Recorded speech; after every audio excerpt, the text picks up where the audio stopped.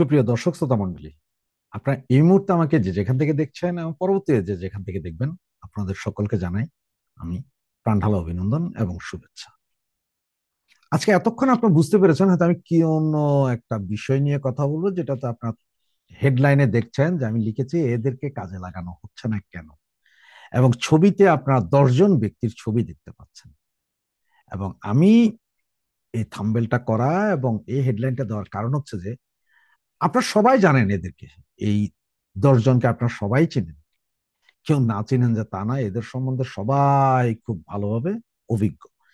এরপরও আজকে আমি তাদের বিষয় নিয়ে সামান্য কিছু কথা বলতে চাই, যেটা হয়তো আমাদের ঢাকা শহরের এই আন্দোলনকে বেগবান করতে বা আরো গণমুখী করতে কার্যকরী ভূমিকা রাখতে পারে বলে আমার মনে হয়।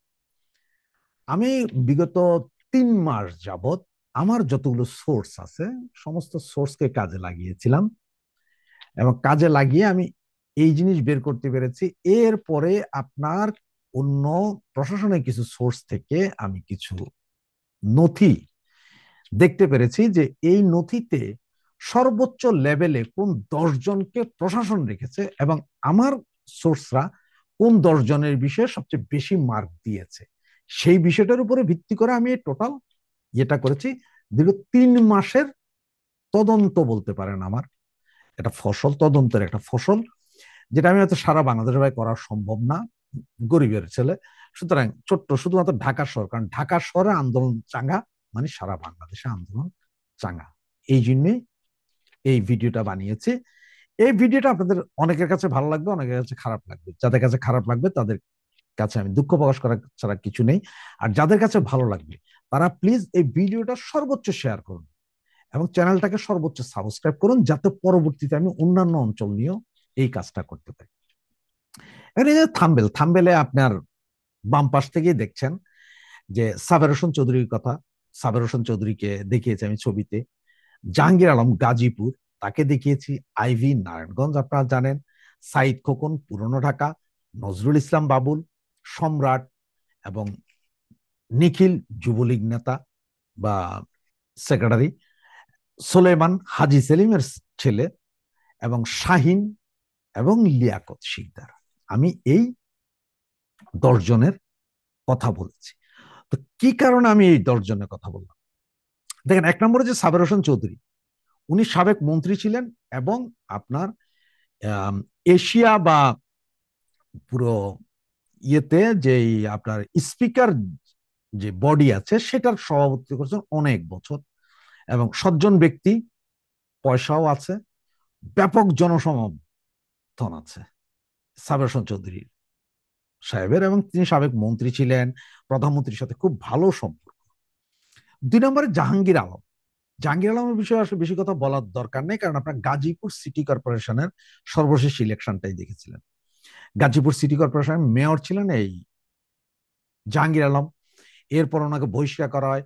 সেই জায়গায় আওয়ামী লীগ রাষ্ট্রীয় সমস্ত শক্তি ব্যবহার করার পরও জনপ্রিয়তার কারণে জাহাঙ্গীর আলম মায়ের কাছে আওয়ামী লীগ সমর্থিত প্রার্থী হেরে যান। ঘেরাও করে ফেলেছিল মানুষ প্রতিটা নির্বাচনী কেন্দ্র, যে ভোট গণনা এখানেই শেষ করে দেবে। বহু কিচ্ছা কাহিনী হয়েছে রাতের 5টা পর্যন্ত, পরদিন ডিক্লারেশন দিতে বাধ্য হয়েছে। এরপর আছে সেলিনা হায়াৎ আইভী, নারায়ণগঞ্জের মেয়র। সে ব্যাপক জনপ্রিয়, খুবই জনপ্রিয়। তাকে গ্রেপ্তার করতে গিয়েও পুলিশকে কিভাবে দেখেছেন যে সারা রাত বসে থাকা লাগছে, মানুষ জাম হয়ে গেছে, তারে নিতে দিবে না এই অবস্থা। শেষ পর্যন্ত গ্রেপ্তার করেছেন। তবে উনি আমাদের নারী জাগরণের জন্য অনেক কাজ করেছেন, এবং আমার মনে হয় আমাদের মাননীয় নেত্রীরও খুব প্রিয় পাত্র। এবং উনি যাতে না হন এটার জন্য শামীম ওসমান তারা বহু খেলা খেলেছেন, কিন্তু এরপরও জনপ্রিয়তার কারণে উনি হয়ে গেছেন। এরপরে আসেন আপনার সাইদ খোকন। সাইদ খোকন ছিলেন বাংলাদেশ আওয়ামী লীগের কেন্দ্রীয় কমিটির কার্যনির্বাহী সদস্য এবং আপনার সাবেক মেয়র, ঢাকা দক্ষিণ সিটি কর্পোরেশন। উনি সাইদ খোকন, ওনাদেরও পুরন ঢাকাতে একটা ব্যাপক জনপ্রিয়তা আছে এবং জনপ্রিয়, এবং আশপাশে প্রচুর লোক ওনাদের সার্বক্ষণিক থাকে। কারণ পুরান ঢাকা এটা জানেন, পুরান ঢাকার লোকজন, সুতরাং পুরান ঢাকাতে আমাদের যারা আছেন, এই মানে পুরান ঢাকাতে অন্যান্য বিরোধী পক্ষ যারা আছেন, তাদেরকে ঠেক দিতে হলে একমাত্র এই সাইদ খোকন আরেকজন আছেন, এরাই পারবেন। এরপরে আসেন, দেখেন ওনার নাম হচ্ছে নজরুল ইসলাম বাবু। উনি সাবেক বাংলাদেশ ছাত্রলীগের সাধারণ সম্পাদক ও নারায়ণগঞ্জ ২৫০০-এর সংসদ সদস্য। তিনি ব্যাপক জনপ্রিয় কিন্তু, এবং মালদার পার্টি অবশ্যই এটা ইয়ে করতে হবে না। এবার দেখেন ইসমাইল হোসেন সম্রাট। সম্রাট হচ্ছে যে সভাপতি, ঢাকা মহানগর দক্ষিণ বাংলাদেশ আওয়ামী যুবলীগ, সাবেক সাবেক যদিও কিছুদিন আগে ওনার ইয়ে প্রত্যাহার করা হয়েছে, কি বলে আপনার বহিষ্কার আদেশ, তাতে কি ওনাকে বহিষ্কার করে ওখানে নতুন কমিটি টমিটি দিয়ে সবই ইয়ে করেছে। এরপরে আছে আপনার মাইনুর হোসেন নিখিল, বা নিখিল ভাই আমাদের সাধারণ সম্পাদক বাংলাদেশ আওয়ামী যুবলীগ। এরপরে আছে আপনার সোলেমান, সংসদ সদস্য ঢাকা ৭, লালবাগ, ঢাকার, উনি একজন আছেন। এরপর আছে শাহিন আহমদ, উপজেলা চেয়ারম্যান কেরানীগঞ্জ, কেরানীগঞ্জের উপজেলা চেয়ারম্যান। এবং আছেন সাবেক ছাত্র নেতা, সাবেক সভাপতি বাংলাদেশ ছাত্রলীগের লিয়াকত শিকদার। বুড়ো হয়ে গেছেন, কিন্তু এরপরও অনেক সময় নতুনের পাশে কিছু পুরাতন লাগে, পুরাতন চাল ভাতে বাড়ে, এটা যেমন সত্য, এটা মানতেই হবে আপনাদেরকে। তো এখন আসেন এইখানে আমরা একটু দেখে নিই যে এখানে কে কি করতে পারে। সেখানে হচ্ছে দেখেন সাবের হোসেন চৌধুরী, ওনার কাছে অর্থবিত্ত আছে, ইন্টারন্যাশনাল লভিংটা খুব স্ট্রং এবং ব্যাপক জনপ্রিয়তা আছে। ওনার পক্ষে একদম ফালাইয়া ছড়াইয়া দিল, আমরা একদম ফেলে দিলাম, ফেলে দিল, উনি ২০ থেকে ৫০ হাজার লোকের একটা সাপোর্ট দিতে পারেন। এরপর আছে আপনার জাহাঙ্গীর আলম। এই ভদ্রলোক ছাত্র জীবন থেকেই ছাত্র রাজনীতি করছেন এবং ব্যাপক জনপ্রিয়। গাজীপুরের অবস্থা আপনারা সবাই জানেন, গত ১.৫ বছরে গাজীপুর কি কি করেছে এগুলো আপনারা জানেন। সেলিনাতে আইভি, যদিও উনি জেলে আছেন, কিন্তু ওনাকেও নিয়ে আসা সম্ভব। মানে কি, সেলিনায়াত আইভির সমর্থক যারা আছে তাদেরকে সেলিনায়াত আইভি যদি একটু ইশারা দিয়ে দেয়, তারাও বিধ্বংসী হয়ে উঠবে। এরপরে আছে আপনার নজরুল ইসলাম বাবু, তার কর্মী বাহিনী আছে ২৫০০-এ, তার প্রচুর কর্মী বাহিনী আছে। নিখিল যুবলীগের সেক্রেটারি, উনিও ডাক দিলে ৫০-৬০ হাজার, ১ লাখ লোক নামবেই। এটা আপনার যত যাই কিছু বলেন যে অমুক হয়েছে তমুক হয়েছে, তারপরও নামবে। আছে অনেক পাগল আছে।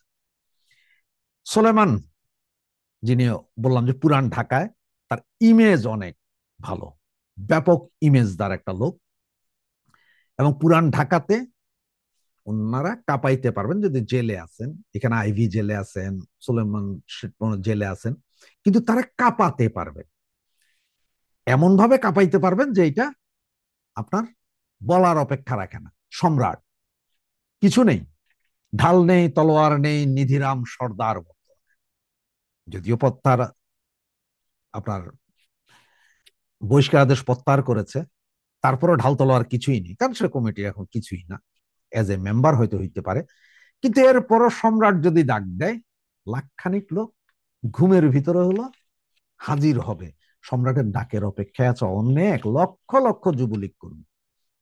নিখিলের চেয়ে বেশি সম্রাটের ডাকে চলে আসবে, এটা একদম লিখিত রাখতে পারেন। এরপরে আপনার ওই যে বললাম সোলেমান হাজি সেলিমের ছেলে, এরপর আছে শাহিন চেয়ারম্যান, এরপর আছে লিয়াকত শিকদার। ছাত্রলীগের মধ্যে এখনো একটা অংশ ব্যাপক ভালোবাসে এই লিয়াকত শিকদারকে। ওনার একটা গ্রহণযোগ্যতা আছে, যদিও বয়স হয়ে গেছে বা কথাবার্তা একটু ইয়ে, কিন্তু এখনো উনি ওই যে পুরানো ছাত্রলীগ নেতা যাদেরকে, তাদের সাথে কথা বলে কনভিন্স করে অনেক লোক নামাইতে পারবে। সুতরাং এই ১০টা ব্যক্তি যদি চায়, ঢাকা শহরে উইদিন ২৪ ঘন্টা সময়ের মাঝে এনারা মিনিমাম, একদম আমি ফালাই ছড়াই দিলাম যে কেউ কিছু পারবে না, অল্প স্বল্প, এরপরও ৫ লক্ষ লোক নামানোর ক্ষমতা এই ১০ জন ব্যক্তি রাখে। এবং এই ১০ জন ব্যক্তির কাছে যেমন কর্মী বাহিনী আছে, যেমন এদের কাছে অর্থবিত্ত আছে, এবং সমাজে এদেরকে সবাইকে নাম দিয়ে চিনে, এবং ঢাকা শহরে এনাদের সবাইকেই চেনে। আপনার একটা কথা তো স্মরণ করতে পারেন, আপনি একটা জিনিস যে আপনার চট্টগ্রামের মেয়র, সাবেক মেয়র, চট্টগ্রামের সাবেক মেয়র মহিউদ্দিন চৌধুরীকে যখন অ্যারেস্ট করা হয়েছিল, সেই সময় কিন্তু ব্যাপক একটা আন্দোলন হয়েছিল। আপনাদের কারো কি মনে আছে? পুরো চিটাগাং শহর আপনার ধোঁয়ায় অন্ধকার হয়ে গেছে।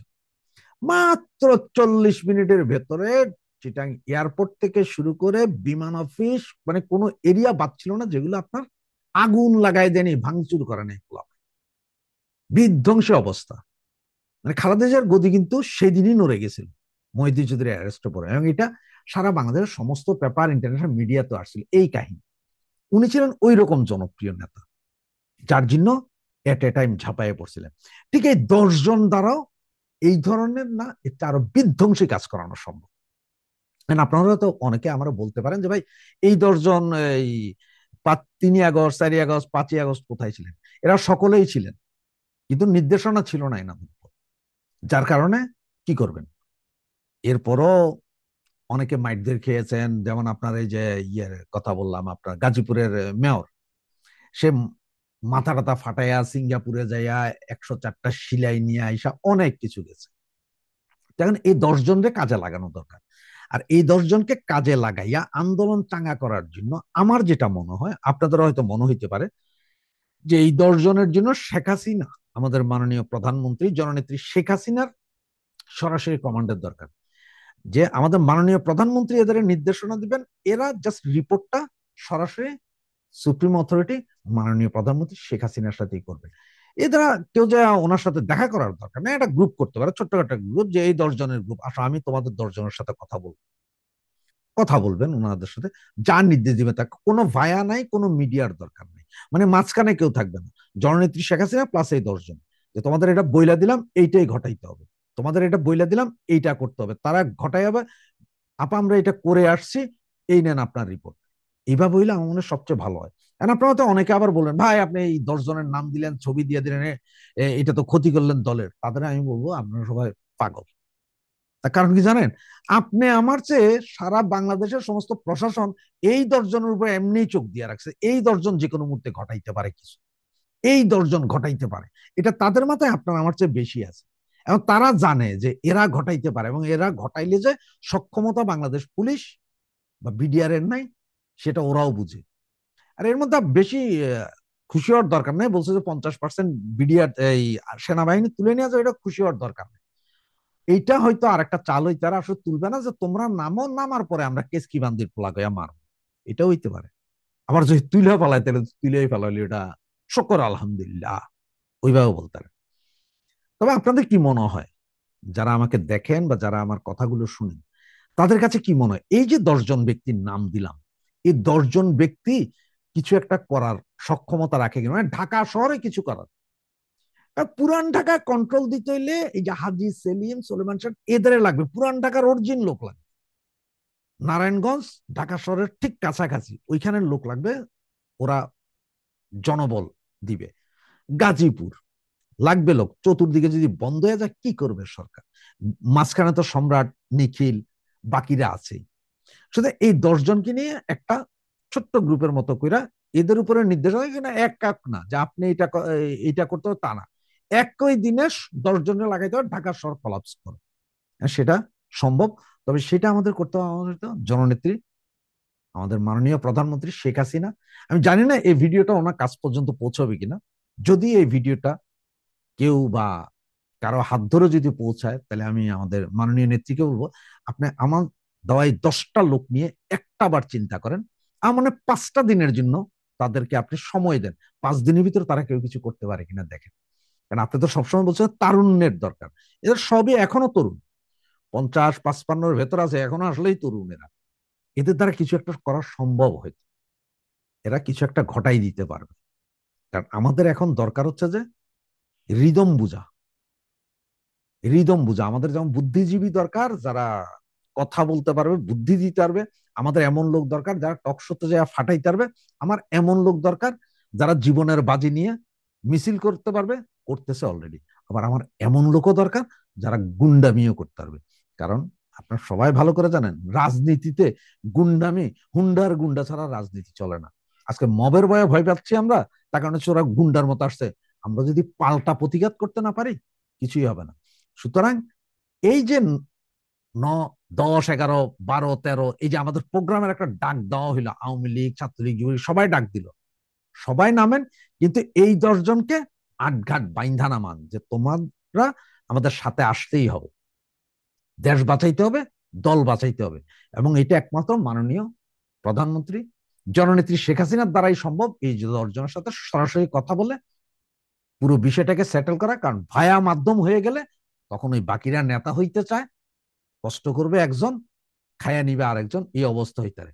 তো এই অবস্থা থেকে বাঁচাইতে হলে আওয়ামী লীগকে যদি বাঁচাইতে হয়, ঢাকা শহরে এই 10 জনের গ্রহণযোগ্যতা এবং জরুরি, এই 10 জনকে নামানো এবং এই 10 জন বিধ্বংসী হইতে হবে। চেষ্টা করব আগামীতে আরো ছোট ছোট কোনো চট্টগ্রাম, রাজশাহী, খুলনা এগুলোরও কোন কোন নেতাকে দিয়ে কাজ করানো যাবে সেই বিষয়ে আলোচনা করতে। সেই পর্যন্ত আপনারা ভালো থাকুন, সুস্থ থাকুন। জয় বাংলা, জয় বঙ্গবন্ধু।